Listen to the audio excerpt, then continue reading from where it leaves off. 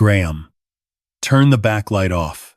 Go to the sleep out, bolt the door from the inside, and don't make a sound. Don't tell Derek. Not a word. My daughter's voice was barely above a whisper, but I heard every syllable, like it had been spoken directly into my chest. Fiona? I said. It's past 11. What's, Dad? Please, just do it now. I'll explain everything in the morning. I promise. The line went dead. I sat on the edge of my bed for perhaps 10 seconds, looking at the dark shape of the wardrobe against the wall, listening to the sound of the house settling around me. Downstairs, I could hear the television still going. My son-in-law Derek had been down there since dinner. I could smell the last of his cigarettes drifting up through the floorboards, even though he knew I'd asked him not to smoke inside. I put on my dressing gown and my boots, not my slippers. My boots. I don't know why. Instinct, perhaps, and I went quietly down the hallway and out the side door into the garden. The sleep-out was 12 meters from the house, a small weatherboard room my late wife Margaret and I had built for guests back when we still had guests. It had a single bed, a lamp, a kettle. I hadn't slept out there in years. I went in, bolted the door, sat down on the mattress in the dark, and waited. I didn't sleep. I just listened to the wind off the Waikato and tried to understand what my daughter could possibly know that I didn't. Fiona was 41 years old. She worked as a forensic accountant for a firm in Hamilton. She was methodical, careful, not given to dramatics. She had never once in her life called me at 11:15 at night and told me to hide. So I stayed where I was, and I thought about the last 8 months. And somewhere in the middle of that long, dark night, I started to understand that I had been a fool. My name is Graham Alderton. I'm 67 years old. I lived in a 4-bedroom house in Taupo that Margaret and I bought in 1991 when the children were still small.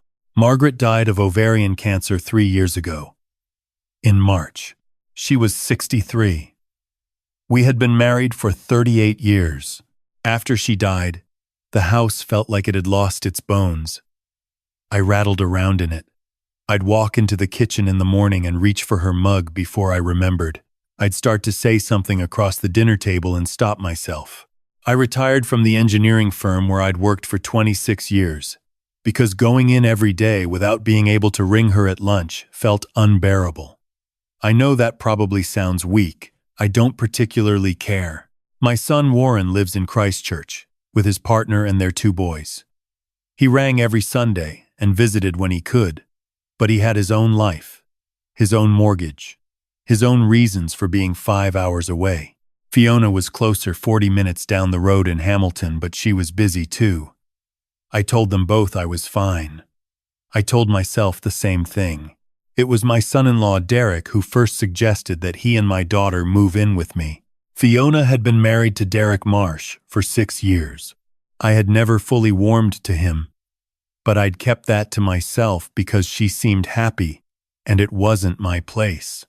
He was pleasant enough on the surface, good with a barbecue, knew his rugby, but there was something underneath the pleasantness that I could never quite put my finger on. A kind of calculation in the way he looked at things, at rooms, at objects, like he was always pricing them up in his head. He was a property developer, or, in practice, it seemed to mean he spent a lot of time on his phone talking about deals that were always about to come through. The suggestion came on a Sunday afternoon about 8 months after Margaret's funeral.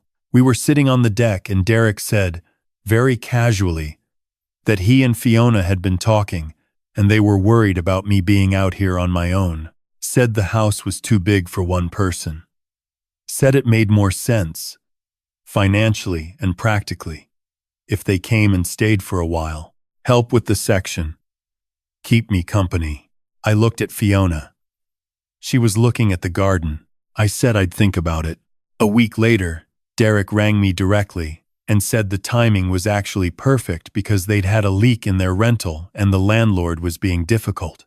Could they come just temporarily? Just until things settled down? They moved in on a Friday in late autumn. By the following Monday, Derek had rearranged the furniture in the lounge without asking me. The first thing I noticed, maybe 3 weeks in, was the tiredness. I'd always been a reasonable sleeper.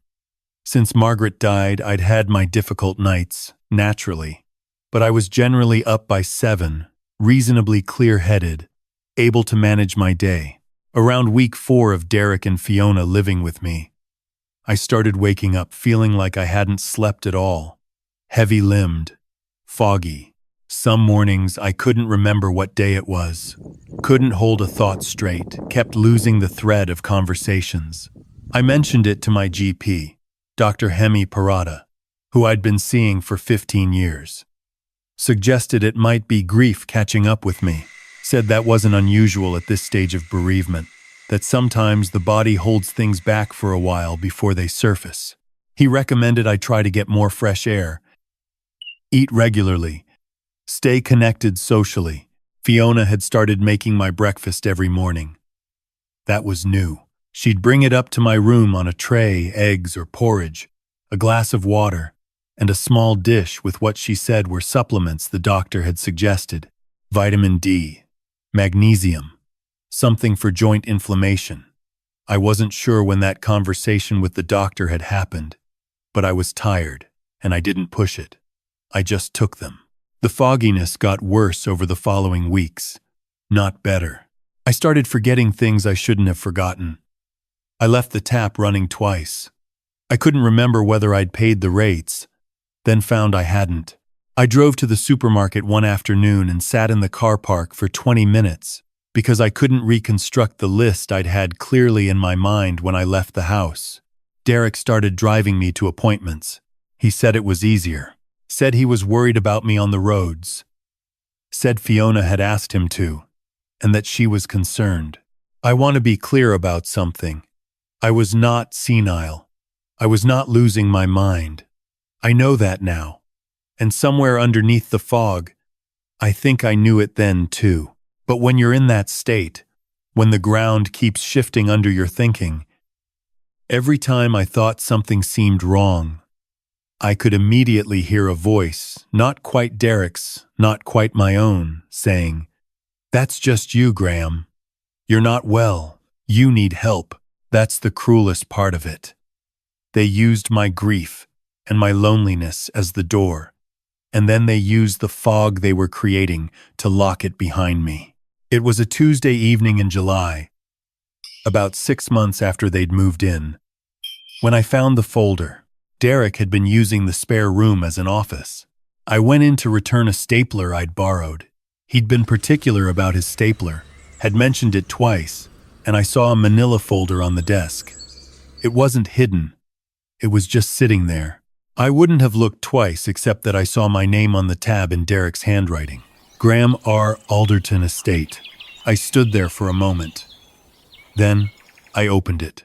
There were property valuations. 3 of them, for this house, dated 2 weeks earlier. There was a printout of an email chain that I didn't fully understand, between Derek and someone whose signature said, Senior Consultant, Pacific Asset Management. There were references to a trust structure and timelines, and underneath all of that, there was a document I recognized the shape of even before I read the heading. An enduring power of attorney. I'd signed one of those years ago, naming Margaret as my attorney with Fiona as the backup. Margaret was gone. That should have meant Fiona held the authority now, but I hadn't been actively aware of that, hadn't thought about it in years. This document was different. It had been prepared by a solicitor I didn't recognize, a firm I'd never heard of based in Auckland. It named Derek Marsh as my primary attorney for both property and personal care decisions. There was a section near the bottom, flagged with a small yellow sticky note that required my signature. It hadn't been signed yet.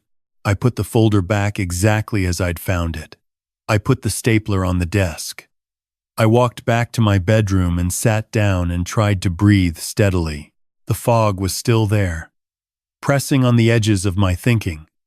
But underneath it, something else had woken up. Something quiet and cold and very, very alert. I did not confront Derek. I did not say anything to Fiona. I did not know yet what I was dealing with. And I knew I don't know how I knew.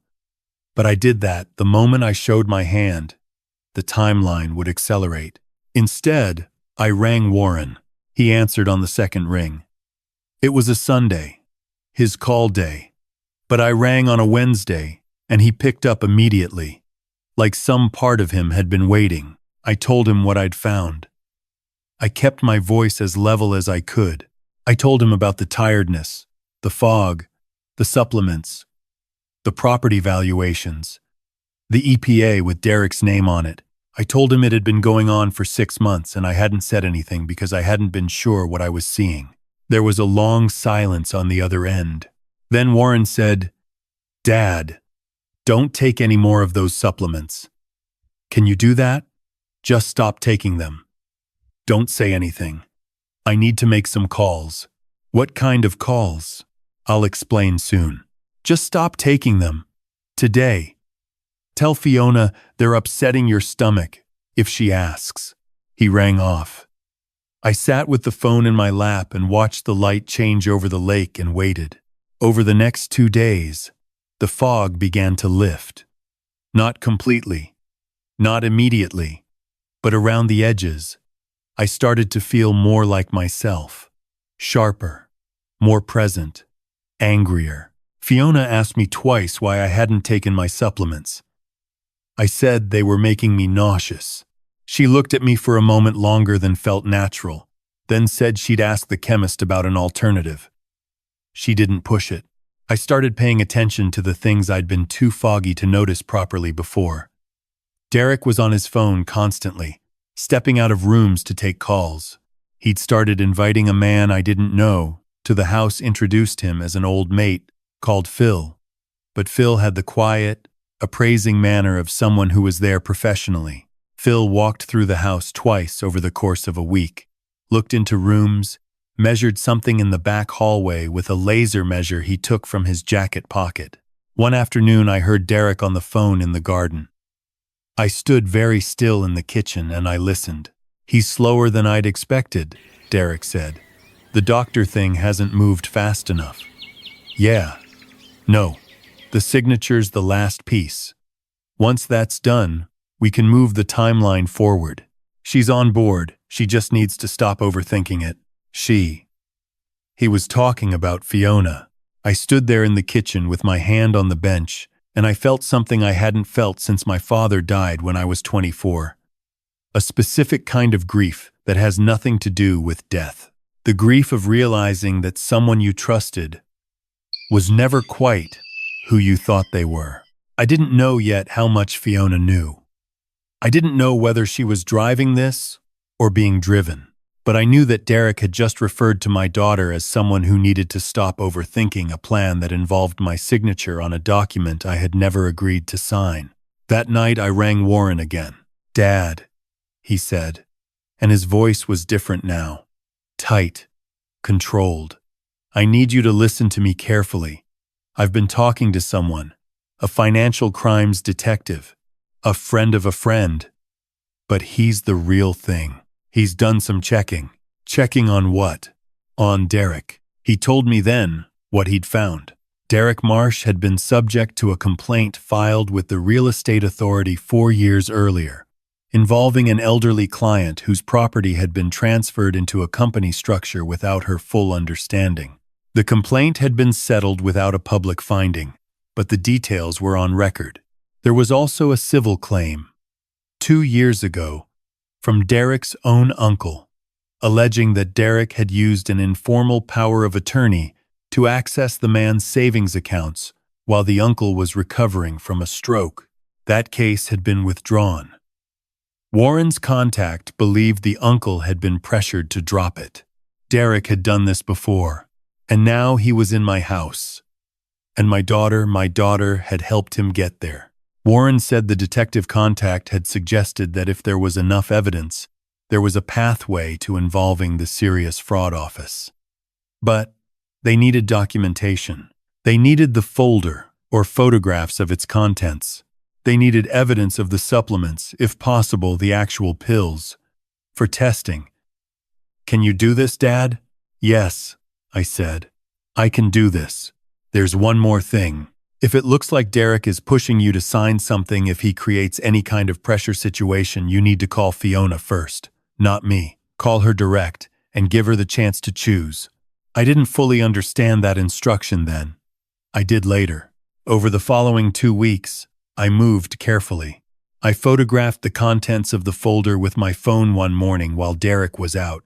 I retrieved 4 of the supplement capsules from the dish by the bedside and put them in a small Ziploc bag and posted them to the address Warren gave me. I rang the solicitor whose name was on the EPA document, asked casually when I might expect the paperwork to be finalized, and she told me entirely innocently, I believe that the file had been marked urgent and that they were expecting to hear from my family shortly about a suitable time to attend for witnessing. Urgent. A suitable time for witnessing. They were planning to bring the solicitor to the house. I rang Warren that night. He said his contact had escalated and that things were moving on the official side, but it would take at least another week, possibly 10 days. He said I needed to be patient and not react until I heard from him. I said I understood. 4 days later, Fiona told me over dinner that a colleague of Derek's, a legal professional, would be coming by on Friday morning to help Derek sort out some paperwork. She mentioned, very carefully, that it might be a good idea for me to be there as well, since some of it might relate to the house arrangements. She said it in the tone she used for things that had already been decided. I nodded. I said, that sounded fine. That night I lay awake for a long time. Not frightened exactly, something steadier than frightened. I thought about Margaret. I thought about the afternoon we'd signed our own EPA documents, sitting at our own solicitor's table in town, and how we'd held hands walking back to the car because we'd both found it unexpectedly moving. All that trust made official on paper. I thought about what Derek had said on the phone. She just needs to stop overthinking it. And I made a decision. Thursday night, around 10:30, my phone lit up. Fiona. I answered it, and she said, very quietly, Dad, I need to tell you something, and I need you to hear it before tomorrow. I know what Derek has been planning. I didn't know all of it at first. I thought it was just about organizing things, protecting the estate, making sure things were structured properly. But I found out 2 weeks ago what the supplements were. My chest went very still. What were they? I said. She was crying now, barely audibly, the way she used to cry when she was young and trying not to show it. A sedative. Low grade. Not enough to be obviously wrong, but enough to slow your cognition. Enough to make you seem like you needed help managing decisions. She stopped. Then, I found the prescription. He'd had them compounded privately. He told the pharmacist they were for his mother.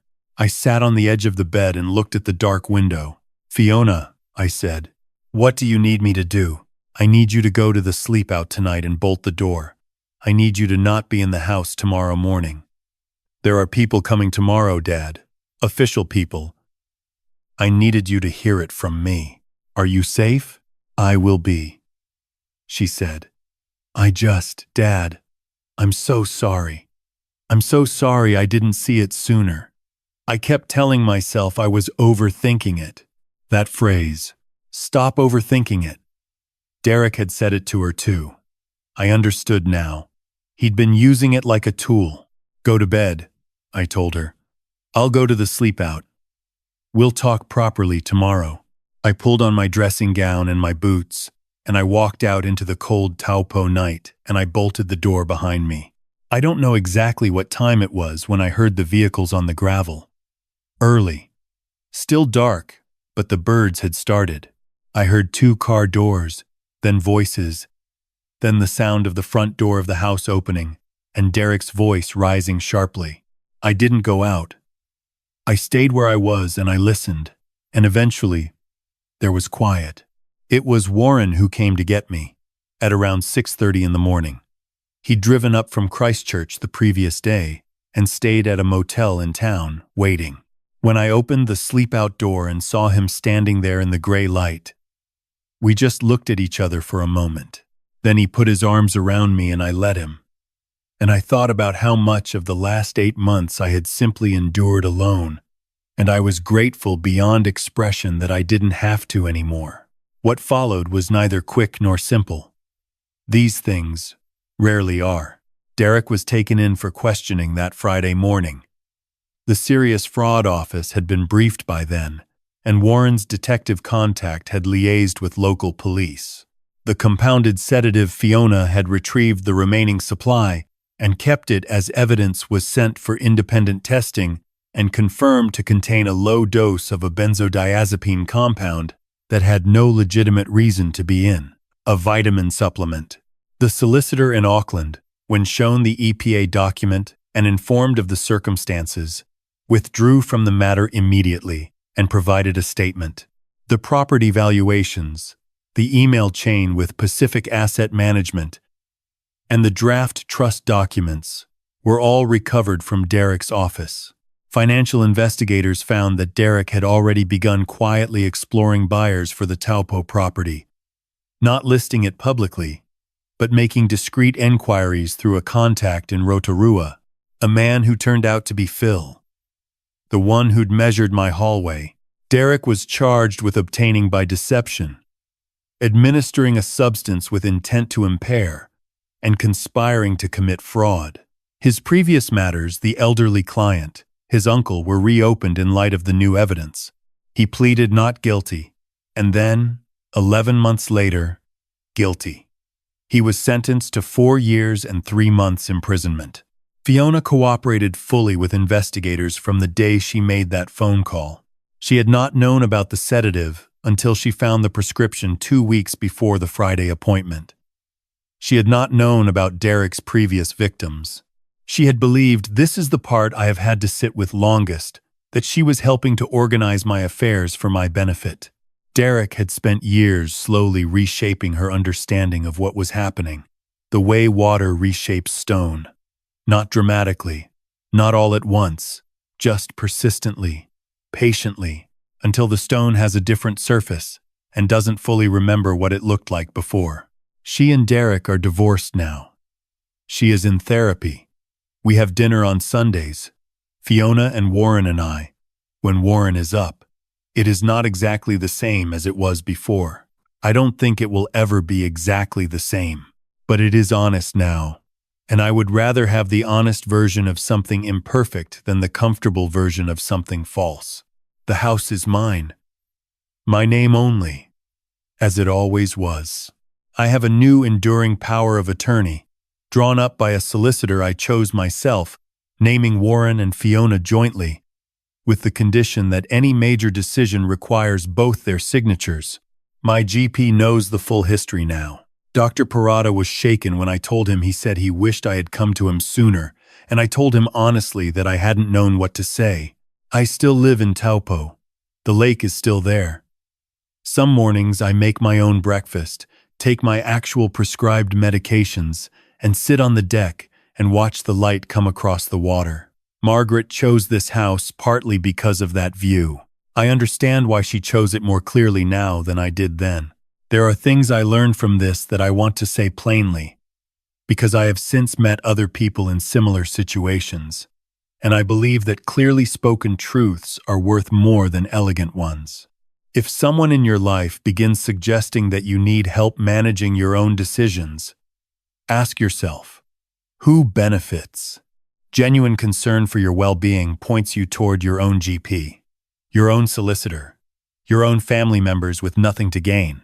It does not produce documents, prepared in advance, that transfer your authority to someone else.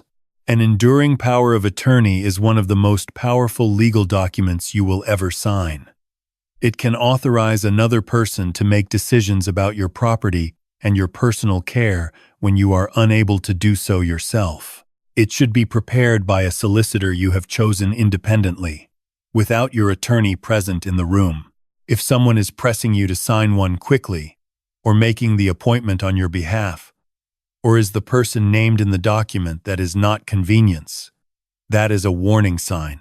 If you notice a change in your own cognition, unexpected fogginess, memory difficulties, ask your doctor to review every substance you are taking, including supplements, even the ones a family member is providing. Especially those, you are allowed to say no. You are allowed to take time.